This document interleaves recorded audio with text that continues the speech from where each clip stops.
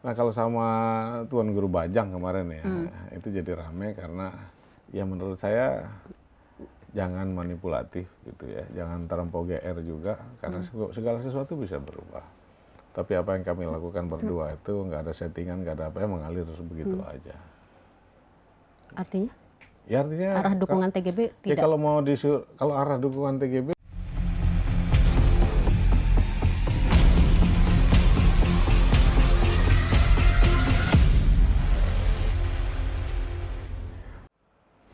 Halo Tribuners semua, selamat datang di bincangtribunlombok.com bersama saya Lailatun Niam. Nah, hari ini saya akan ngobrol-ngobrol berbincang dengan calon gubernur Nusa Tenggara Barat yang juga merupakan petahana incumbent di Pilkada NTB 2024 ini. Siapa lagi kalau bukan Zulkifli Mansyah atau yang kita akrab kita sapa dengan Bang Zul.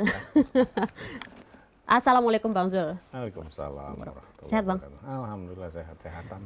Sehat-sehatan? Ya jangan sehat-sehatan. Harus benar-benar sehat. Sehat, alhamdulillah. Sehat alhamdulillah. Nah Bang, kalau saya lihat-lihat Bang, di media sosial, Bang Zul itu sering banget berkunjung ke masyarakat, rutin sekali belusukan akhir-akhir ini. Bahkan kalau saya dengar dari timnya sehari bisa sampai puluhan Bang. Capek nggak? Ya capek sih capek ya, manusiawi juga. Tapi karena senang juga ya. Karena saya selalu merasa hilang tuh kepenatan ketika ketemu masyarakat, kemudian mereka senang, apalagi di satu daerah yang belum pernah didatangi pejabat. Dan ketika mereka tahu bahwa gubernur atau bupati datang ke daerah tersebut, itu Suatu kebanggaan luar kebanggaan. biasa. Bahkan banyak sekali daerah-daerah yang belum pernah dikunjungi gubernur sebelumnya. Iya. Nah itu yang menghilangkan kepenatan sehingga rasa capek itu hilang karena kebahagiaan masyarakat. Dan alhamdulillah kita tidak latah bahwa berkunjung karena ada maunya saja. Biasanya kan seperti itu Bang. Tapi karena kami sejak dilantik jadi gubernur NTB 2018 itu hampir rutin mengunjungi masyarakat itu karena janji kita sebelumnya. Jadi kami hampir punya kesempatan dulu periode pertama kampanye itu mendatangi hampir semua desa di seluruh Nusa Tenggara Barat, dan permintaan mereka cuma satu, kalau kelak nanti Pak Dr. Zul jadi gubernur, mudah-mudahan kebiasaan untuk menyapa desa, dusun, mendatangi pondok pesantren harus terus dilanjutkan. Jangan sampai berkunjung ke pondok pesantren, ke dusun, ke desa itu kalau masa pemilu saja. Ketika sudah terpilih nggak datang lagi. Dan selama kami di pemerintahan, kami melakukan itu, dan sekarang melakukannya jadi nggak kelihatan norak gitu, tapi Nggak kelihatan sebagai modus karena tapi sudah menjadi kebiasaan. sudah menjadi kebiasaan. Dan ini mungkin kalau saya katakan menjadi kekuatannya Bang Zul meraih suara atau merebut hati masyarakat dengan tidak menjadi pejabat yang elitis, sebagai pimpinan yang elitis, itu menjadi kekuatan Bang Zul tidak? Selain dari Saya kan wajar saja kalau ada yang mengatakan apakah ini pencitraan. Oh iya, tentu saja. Tapi dalam ilmu marketing atau komunikasi kan jelas sekali orang bisa dimanipulasi 1 kali, 2 kali, but not all the time. Oke. Nah, mungkin ada pencitraan kalau hanya sebulan atau seminggu, tapi kalau 5 tahun berat juga pencitraan 5 tahun ya. Tapi memang datang dari hati kami yang paling dalam, memang kami menyukai dan kami merasa senang bisa mendengar masyarakat secara langsung, melihat mereka bahagia, matanya berbinar-binar gitu, memeluk kami dengan penuh kehangatan. Nggak bisa dibayangkan dengan kata-kata apapun bahwa kita tuh senang sekali, apalagi mereka punya kesempatan menumpahkan apa yang mereka rasakan berpuluh-puluh tahun gitu, tentang selokan yang mampet, yang rusak, jalan kecil yang tidak pernah diperbaiki, jembatan yang menyebabkan anak-anaknya harus melewati berbukit-bukit untuk sampai pada satu jarak yang sebenarnya nggak jauh. Dan itu tumpah dengan perasaan yang luar biasa, dan ada yang bisa kami selesaikan, ada yang belum, karena kadang-kadang mungkin karena gubernurnya sering mendatangi masyarakat, akhirnya semua tumpahan emosi, suasana batin itu tumpah ke kita. Padahal dari segi otoritas kan ada yang menjadi wewenang desa, kecamatan, kabupaten, provinsi, bahkan nasional. Oke, dari semua yang pernah Bang Zul kunjungin, harapan yang paling banyak yang diceritakan oleh warga ke Bang Zul yang ingin Bang Zul wujudkan untuk mereka itu apa, Bang? Paling Ya, banyak. tergantung segmennya, tergantung daerahnya. Kalau daerah misalnya kayak Kota Mataram, Ya. ini masyarakatnya ibu-ibu misalnya ingin supaya permodalan bisa dibantu, UKM-nya nggak muluk-muluk Nggak mau visi muluk-muluk. misinya supaya mereka nggak terperangkap Ya. dalam lingkaran setan Bank Subuh katanya. Dan waktu itu memang kita ada program bagus kerjasama dengan Bank NTB sama OJK untuk bagaimana Bank Subuh itu rentenir itu bisa dikurangi, sehingga waktu itu ada sholat subuh berjamaah di Mataram, tapi karena COVID Jadi, terhenti. Itu sangat efektif sebenarnya. Dan COVID ini nggak terasa more than 2 years, itu lebih dari 2 tahun. Nah, kalau di kabupaten yang mayoritas petani misalnya, mayoritas petani ya tentu pupuk. Pupuk itu tata niaganya mereka susah mencari pupuk, kadang-kadang namanya subsidi tapi harganya tidak subsidi. Kemudian harga komoditas seperti jagung yang masih menjadi turun persoalan. gitu. Kemudian misalnya kontraktor ingin supaya kontraktor lokal diberikan kesempatan dalam tender-tender yang dimenangkan oleh kontraktor luar nggak jelas dari mana atau menang di kita. Jadi setiap segmen itu punya keluhan yang berbeda-beda. Belum lagi guru honor, ada peternak, ada pekerja kesehatan, kemudian guru ngaji, kemudian banyaklah. Artinya Guru kan itu PAUD. Bang Zul, keluhan-keluhan dan harapan yang disampaikan oleh masyarakat itu juga pernah disampaikan sebelumnya, Bang. Dan ini akan menjadi apa ya, Bang Zul sebagai petahana, sebagai incumbent, tentu itu menjadi mudah untuk mendapat kritikan terhadap hal-hal itu yang belum bisa diatasi. Saya kira tidak Komentar. semua pimpinan berani untuk bertemu masyarakat karena tahu bahwa memori kolektif masyarakat ini juga pendek. Ya. Kalau hanya sekedar untuk meraih dipilih gitu, mungkin nanti dekat-dekat pemilu lah lebih terasa gitu. Karena Bang Zul juga sekarang kan lebih gencar lagi dibanding sebelumnya. enggak, sama aja, enggak ada yang berubah kok. Nggak ada yang berubah. Tapi di sosial media kita lihat begitu. Mungkin karena yang sebelum-sebelumnya nggak diungkap semuanya kan. Seharusnya diungkap. Tapi hampir sama kok. Hampir Saya sama. nggak begitu, karena sekarang kan nggak harus ada terikat dengan kerjaan kantor yang lain, ya murni menyapa masyarakat. Ya. Tapi nggak semuanya menyapa masyarakat juga, kadang-kadang perlu dengan tim kita duduk bersama, mengevaluasi apakah ini efektif, apakah masih relevan, karena kayaknya 5 tahun yang lalu dengan kondisi sekarang beda. Beda, betul. Sosial media makin penting, kemudian macam-macam lah. Oke Bang, belum terjawab pertanyaan saya. Abang sebagai incumbent, sebagai petahana terhadap kritikan dan kepemimpinan Bang Zul yang sebelumnya, kan itu lebih mudah dapat kritikan dibandingkan dengan pasangan yang lain yang belum. Paling gampang kita menjelaskan apa adanya. Kan kadang-kadang Yang seperti apa Bang? misalnya jalan ini nggak bisa diperbaiki, karena memang ada aturannya. Misalnya pokoknya kami akan pilih Bang Zul lagi asal jalan ini diperbaiki. Kita kasih tahu maksud hati sih ingin membantu.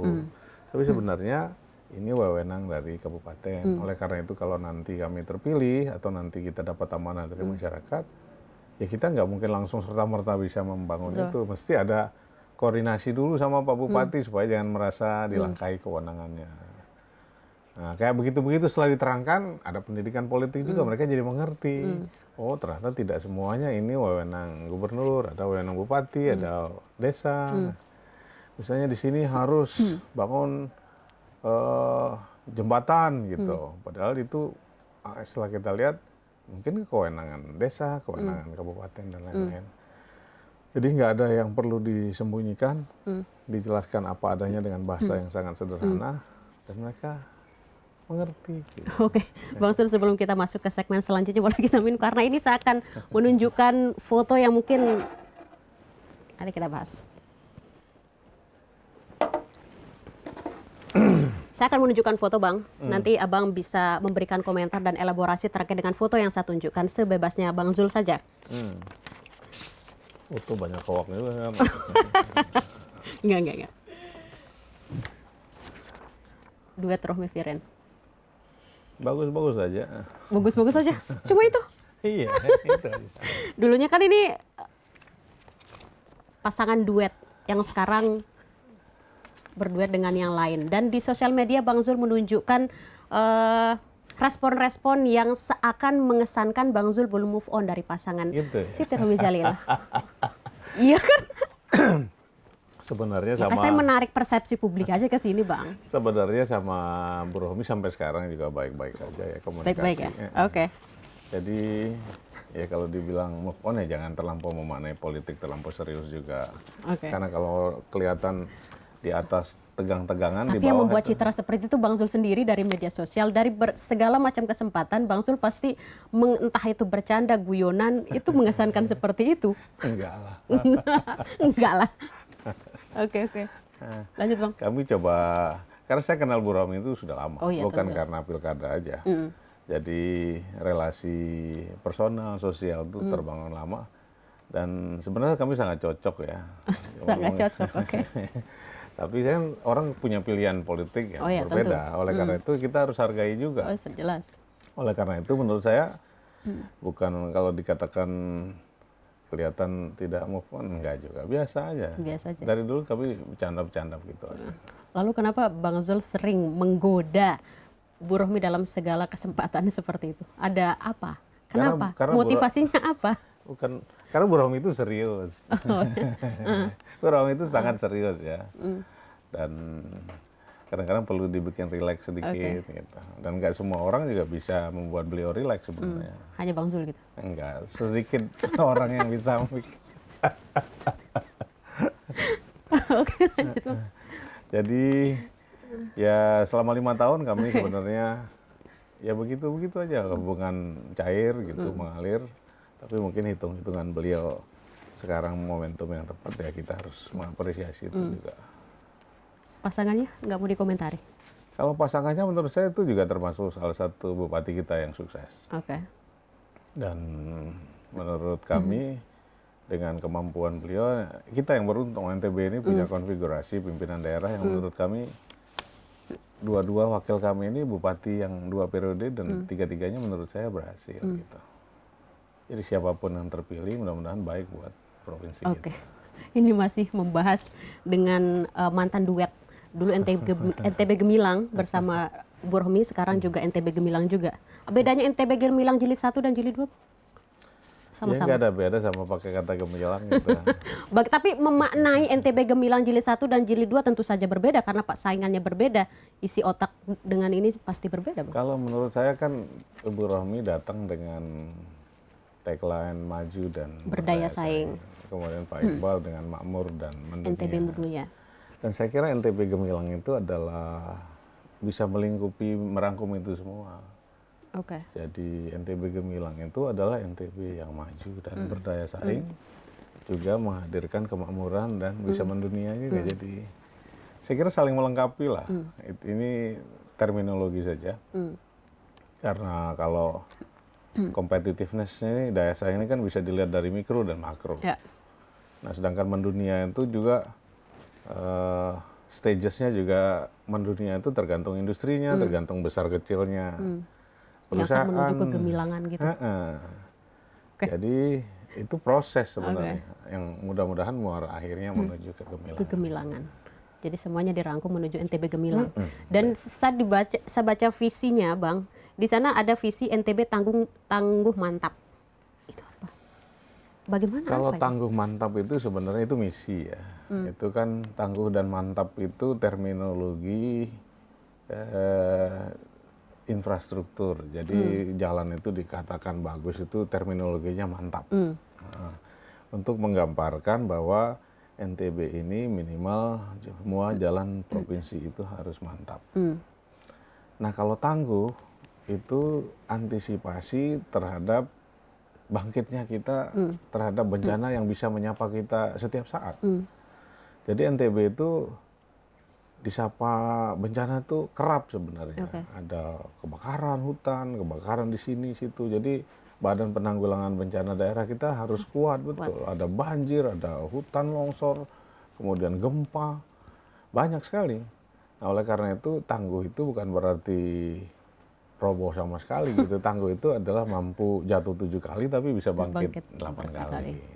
Jadi tangguh dan mantap itu lebih pada daya tahan kita terhadap bencana dan juga kemampuan kita memperbaiki infrastruktur fisik.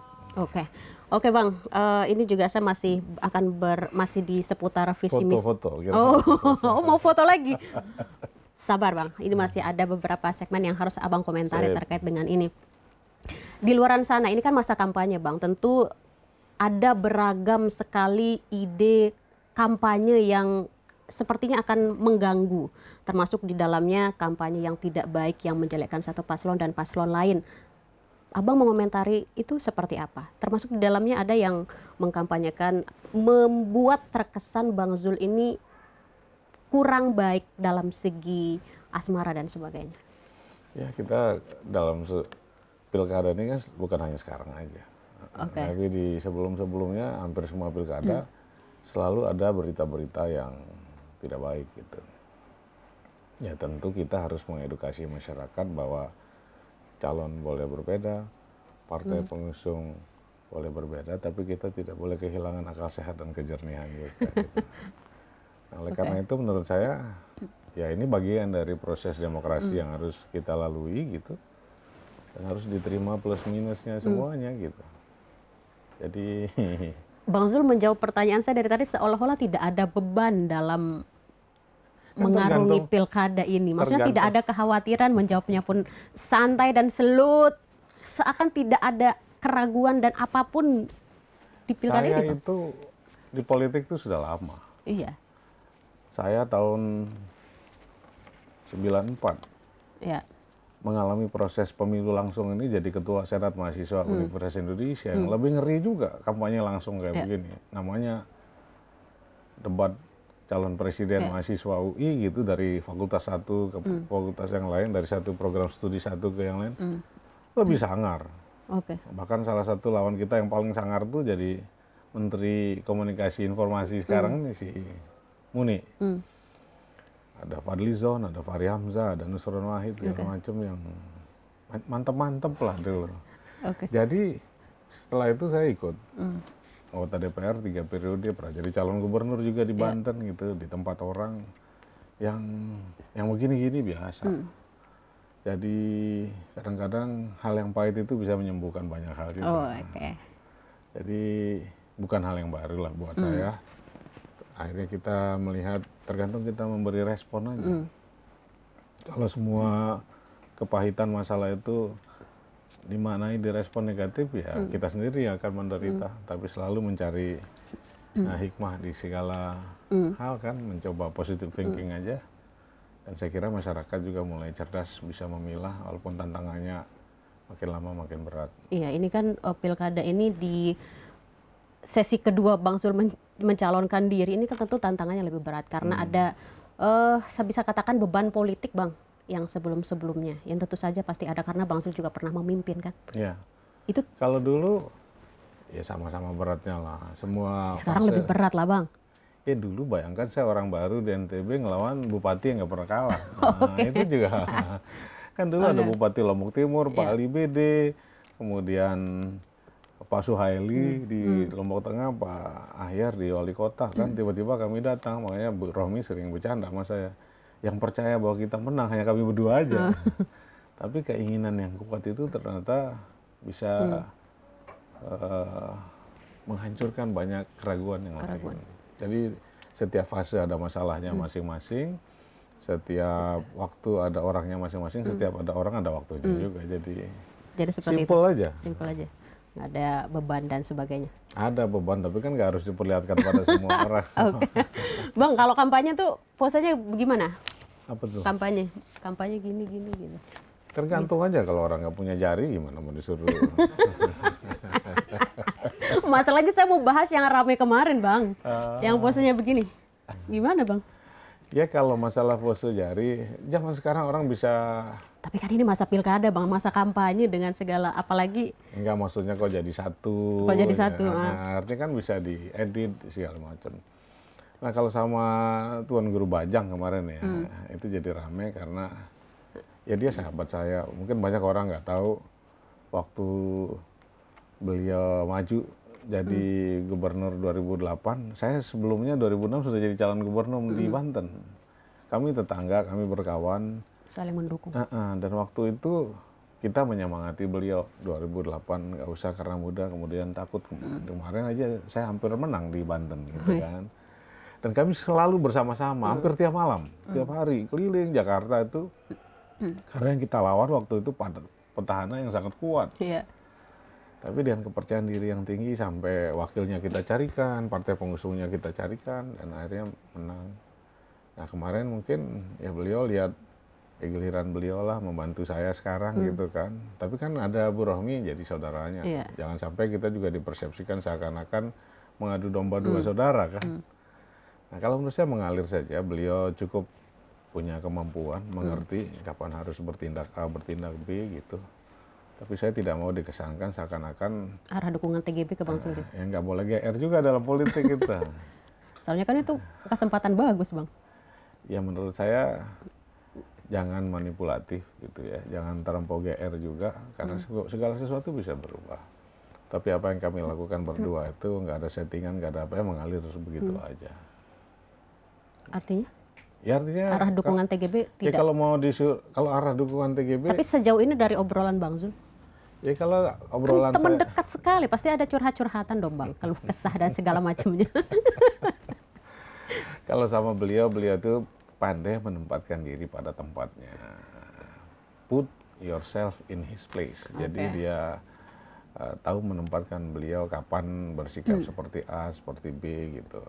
Dan kita juga tidak akan memaksa beliau mendukung kita juga. Jangan menempatkan beliau pada corner yang berat gitu. Kalau menurut saya nanti beliau tahu akan bertindak seperti apa.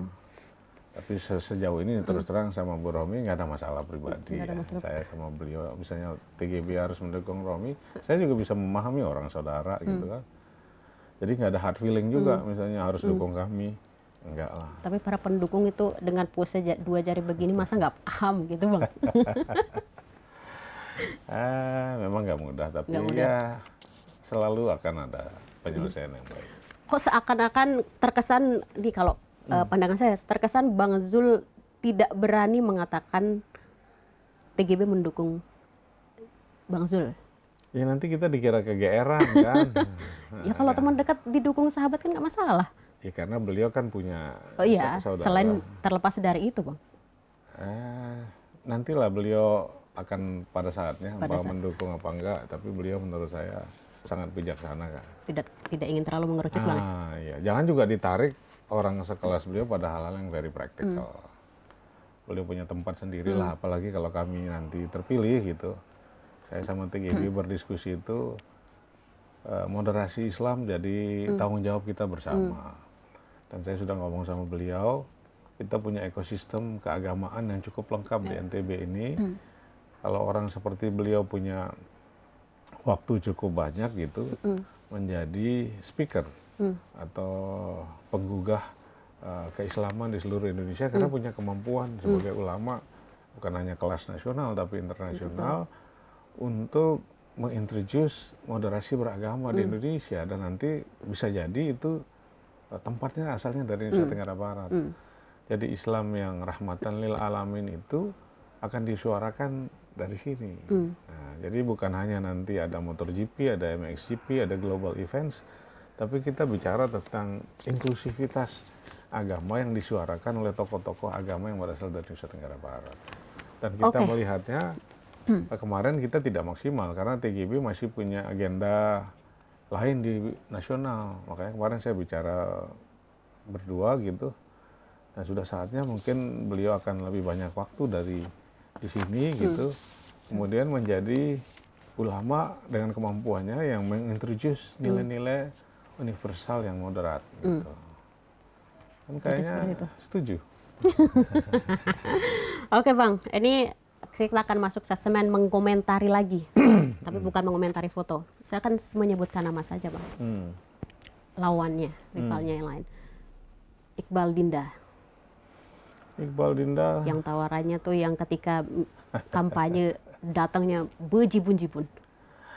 Ya menurut saya sangat capable ya, orang yang bagus. Dan ini teman saya, kalau Iqbal ini teman saya sejak kecil juga. Jadi orang nyangkanya saya sama Pak Iqbal ini nggak kenal. Saya bersahabat sejak kecil. Dari saya sangat mengenal dan kita beruntung punya orang-orang seperti Pak Iqbal. Kemudian Bu Dinda juga menurut saya seorang politisi yang handal juga. Tidak mudah Bupati 2 memimpin periode. satu kabupaten 2 periode ya. Jadi cuman kalau menurut saya datang di satu kontestasi seperti Pilgub ini ya harus ada adjustment lah. Oke. Itu saja. Ya, Lawan yang berat nggak Pak? semuanya berat menurut saya. Hasil survei kita juga melihat naik turun berimbang lah. Jadi Ya, kalau tunggu 27 November lah. kalau pacuan kuda ya tinggal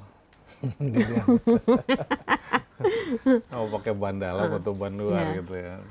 Soalnya kan arah dukungan Gerindra itu ke Iqbal Dinda, yang dulunya pernah ada kabar dukungan Gerindra itu sebenarnya ke Bang Zul. Bahkan Bang Zul juga pernah bertemu dengan Prabowo waktu itu. Isinya apa Bang? Kenapa kemudian dukungan ke Iqbal Dinda? Tentu kadang-kadang ada pertanyaan yang menggelitik yang mengatakan, wah kalau Bang Zul jadi atau Pak Iqbal jadi mungkin Gerindra lebih punya dukungan dari pemerintah pusat. Kemarin waktu saya jadi gubernur, ya kita PKS jadi partai oposisi, kegiatan pemerintah pusat di sini banyak. Ada motor GP, banyak lagi pembangunan infrastruktur yang ada di sini. Apalagi sekarang kalau PKS juga berada di dalam koalisi Kemplus itu kan. Tapi kalau mau jujur, memang kalau ada yang mengklaim misalnya kita nggak dekat sama Prabowo, sebenarnya betul. Sebelum Gerindra memutuskan mendukung Pak Iqbal, itu sebenarnya mendukung kami dulu. Oke. Saya sudah ketemu Pak Prabowo berdua, sudah jabat tangan. Iya kan pernah ketemu, fotonya beredar. Sudah jabat tangan, ketemu berdua, oke, mendukung Pak Zul gitu. Cuman waktu itu syaratnya itu kan wakilnya dari Kim lah kira-kira gitu. Nah Pak Suhaili ini bukan pilihan saya sebenarnya. Ini pilihan Partai Golkar. Jadi Partai Golkar merekomendasikan Pak Suhaili sebagai wakil saya. Nah setelah salaman sama Pak Prabowo itu saya kembali lagi ke Partai Golkar. Ini saya sudah ketemu sama Pak Prabowo, sudah jabat tangan, sudah setuju. Tapi Pak Prabowo minta Gerindra jadi wakilnya. Nah Golkar nggak setuju. Nanti kamilah yang bicara sama Pak Prabowo karena bagaimanapun Kim kan mestinya dipilih yang elektabilitasnya paling tinggi. Nah di antara semua calon itu dulu yang elektabilitas paling tinggi ya Pak Suhaili. Jadi saya serahkan kepada Kim untuk memutuskan siapa yang akan jadi wakil. Tapi Golkar tetap ngotot, ya harus tetap Pak Suhaili. Ya silakan. Nah belakangan saya lihat ada dinamika lain di pusat, makanya politik itu nggak boleh GR. Hatta orang seperti Airin pun misalnya di Banten kan kurang apa misalnya. Ya akhirnya Gerindra sama Golkar kayaknya tetap ingin maju punya kepala daerah. Nah waktu itu yang karena saya di politik ini lama, kalau sudah ada komitmen organisasi kelompok itu biasanya kami harus taati. Jadi saya tidak punya pilihan waktu itu, saya yang memutuskan. Tapi saya serahkan pada Golkar dan Kim untuk memutuskan siapa wakil saya ini kan. Nah akhirnya waktu itu dinamikanya waktu itu Pak Erlangga mengatakan kayaknya ada pembicaraan dengan Pak Jokowi, Pak Prabowo yang masih dinamis semua, nggak bisa mengumumkan Golkar siapa wakilnya. Saya serahkan aja pada prosesnya. Nah belakangan saya dikasih tahu akhirnya ada Iqbal Dinda, ya sudah. Nah bisa saja sebenarnya saya pilih wakil yang lain kan, tapi berarti saya melihatnya keputusan partai itu apa? Keputusan wakil Bang Zul ada di partai, keputusan partai. Artinya kan itu akan tidak memberikan kenyamanan dari Bang Zul sendiri. Enggak, tapi selama proses, apalagi saya kenal Bang Uhel ini kan sudah lama. Jadi kami bersahabat juga sudah lama. Jadi saya kenal Bang Uhel itu bukan sekarang-sekarang aja. Nyaman juga gitu. Hitungan-hitungan politiknya juga masuk, pengalaman untuk saling melengkapinya juga masuk gitu. Ya bismillah saja. Dan alhamdulillah sejauh ini prosesnya juga bagus, dan yang kita lihat itu sama Bang Ohel ini kita jalan ke Lombok Tengah kemana, politik itu, kekuasaan itu nggak jadi sakral gitu loh, bahwa jadi gubernur, jadi bupati itu norak gitu, nggak. Biasa saja menjadi pelayan masyarakat, dan saya senang Bang Ohel itu ketika memaknai Bupati Lombok Tengah sebagai pelayan masyarakat Lombok Tengah. Dan itu bukan sekedar pencitraan, diinternalisasi betul dalam kata dan perilakunya. Sehingga kedekatan beliau sama rakyat itu menurut saya itu yang dibutuhkan di NTB sekarang. Dan menurut kami ya jadi gubernur ke depan nggak boleh feodal, nggak boleh terlampau sakral-sakral banget, karena konfigurasi masyarakat kita itu outspoken gitu loh. Nah kalau kita terlampau feodalistik gitu ya, terlampau memaknai ini berlebihan, kita mundur ke belakang. Jadi pas lah, mudah-mudahan dengan kedekatan beliau sama masyarakat, sama rakyat, kita bisa hidangkan sebagai satu pilihan yang menarik buat masyarakat. Oke, artinya Bang, pilihan Abah Ohel sebagai wakil Abang cocok, pas, meskipun itu bukan pilihan hati. Ini pilihan hati. Karena tadinya bukan pilihan partai.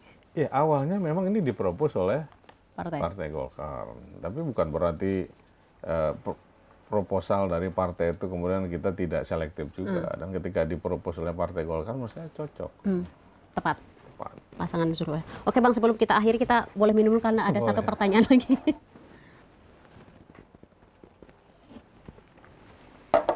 Bang, saya ingin dengar komentar Abang terkait dengan kepemimpinan Abang sendiri. Kan tadi ngomentari lawan politik. Sekarang kepemimpinan Abang yang sebelumnya, NTB Gemilang 1, dikomentari. Apa yang kurang? Apa yang perlu dibenahi? Banyak yang kurang katanya Bang, dari luaran program-program yang dulunya dijanjikan tidak ada realisasi. Ya kalau menurut kami ya, kita tidak sepenuhnya bisa fair menilai juga. Karena kan ketika kita mewarisi pemerintahan baru itu, di ujung pemerintahan TGB itu kan ada gempa yang cukup besar. Dan ketika kita mau pulih gitu, ada COVID 2,5 tahun. Betul. Yang anggaran itu semua perencanaan itu berubah. Oleh karena itu efektifnya sebenarnya waktu kami nggak banyak untuk mengimplementasikan konsep-konsep yang berat sebenarnya. Ada industrialisasi. Industrialisasi itu bukan teori saya, tapi teori ekonomi. Kalau untuk mau menyelesaikan persoalan klasik di pertanian, di perkebunan, di kelautan, memang pendalaman struktur itu dibutuhkan. Kita harus punya keberanian mengolah komoditas tradisional kita menjadi yang punya nilai tambah lebih tinggi. Nah, untuk mengolah misalnya ayam taliwang yang dibakar jadi ayam taliwang kemasan, it seems simple, but it is not. Ini kelihatan sederhana, tapi enggak sebenarnya. Butuh sentuhan sains dan teknologi yang lumayan. Nah, ini dengan kita mengirimkan anak-anak ke luar negeri itu bukan sekedar akan menambahkan title baru di ujung namanya atau di depan namanya, tapi akan merubah cara pandang dalam banyak hal, termasuk dalam belajar sains dan teknologi. Jadi industrialisasi ini perjalanannya panjang, berliku, mendaki gitu. Tapi masyarakat ingin menuntut kecepatan dan pelayanan. Nah, oleh karena itu kita juga harus menyelaraskan mana kebutuhan jangka pendek, mana yang kebutuhan jangka panjang. Dan industrialisasi ini juga bagaimana kita menekan inflasi. Bayangkan kalau didikte oleh pedagang misalnya, giliran kita panen tomat, harganya nggak ada. Giliran panen cabai, harganya buah naga, jagung, gabah, sama. Nah, kita yang untung pedagang, padahal misalnya jagung saja harganya turun, padahal sama pedagang cuma dipotong jadi 2 aja, dijual jauh lebih tinggi. Nah, konsep-konsep begini ini kan nggak bisa ditelan cepat, harus dikunyahnya agak lama, karena bukan hanya di NTB, di seluruh Indonesia konsep industrialisasi belum dipahami banyak oleh mayoritas ekonom kita. Yang cara berpikirnya, nah, dengan misalnya seandainya Bang Zul berhasil lagi merebut NTB 1, itu Bang Zul akan berlari nggak untuk mewujudkan hal yang kecepatan yang diinginkan masyarakat? Ya minimal kita sudah on the right track ya. Jadi semua on the right track dan kita bisa memilih orang yang sejalan dengan kita. Ini birokrasi kita juga kan harus disosialisasikan dengan ide-ide tentang industrialisasi, tentang beasiswa. Karena merubah mindset birokrasi ini kan nggak mudah juga. Nah kalau ke depan, karena mereka sudah tahu gaya kepemimpinan kita, stylenya seperti apa, bisa beradaptasi lebih cepat lagi. Oke. Itu aja yang menurut saya kita punya kelebihan, karena kita nggak harus memulai dari nol. Satu lagi Bang, respon terkait dengan beasiswa NTB, itu yang dikatakan orang-orang banyak diberikan kritik, membebani daerah. Ya, between rock and hard place aja, karena nggak paham aja. Ada yang mengatakan membebani daerah misalnya, karena kita mengawali beasiswa NTB ini kan nggak pakai APBD juga. Tapi ketika nggak pakai APBD, dulu banyak yang protes. Kita kan senang memprotes aja tuh. Kalau nggak pakai APBD, nanti pertanggungjawabannya nggak jelas. Akuntabilitasnya seperti apa? Ini dari mana sumber pendanaannya? Kenapa dia ngasih beasiswa? Capek kita berdebat hal-hal yang tidak produktif, tapi kesempatan emas itu hilang. Akhirnya kita berkompromi. Yang bisa diselesaikan dengan APBD, ya sudah selesaikan pakai APBD. Yang nggak bisa sama APBD, ya udah jalan sendiri aja. Jadi kita kemarin kayak jual track aja. Ada yang non APBD, ada yang APBD. Nah kenapa waktu itu APBD? Karena dirasakan beasiswa ini menarik. Outputnya tuh mulai kelihatan berbuah manis. Nah anggota-anggota dewan ini kan ingin juga. Kalau misalnya sama APBD, ada alokasi pokernya yang bisa dialokasikan untuk menyekolahkan orang-orang yang berada di konstituennya masing-masing. Nah, jadi itu. Jadi dengan pakai instrumen APBD, ya orang bisa mengirimkan, misalnya yang dari Dapil 6, ada anak-anak yang bisa mereka rekomendasikan. Dan ada yang seperti itu. Dan itu akan Jadi terus politik itu dipertahankan. nggak bisa clear and cut gitu. Tapi harus ada kompromi-komprominya gitu. Jadi nggak bisa harus non APBD, bisa aja, tapi pakai APBD pun ya bisa juga gitu. Tergantung dicari. Bukan pilihan AB, tapi harus ada diskusi-diskusi untuk. Iya, at the end of the day, karena saya pernah jadi anggota dewan juga soalnya. Saya 3 periode jadi anggota dewan itu bisa memahami apa yang ada di pikiran teman-teman yang ada di legislatif gitu. Karena perjuangan menjadi anggota legislatif juga nggak gampang. Artinya beasiswa NTB akan terus berlanjut ketika Bang Zul nanti rebut NTB 1. Ya ini proposal yang kita hidangkan pada masyarakat, pada anggota dewan nanti. Kalau mereka setuju, ya bisa kita lanjutkan. Dan menurut saya ini bagus buat NTB di masa yang akan datang. Oke Bang, terakhir ini obrolan kita menarik sekali tapi harus kita akhiri Bang. Terakhir Bang, bukan komentar sih, pendapat Abang terkait dengan Pilkada NTB 2024.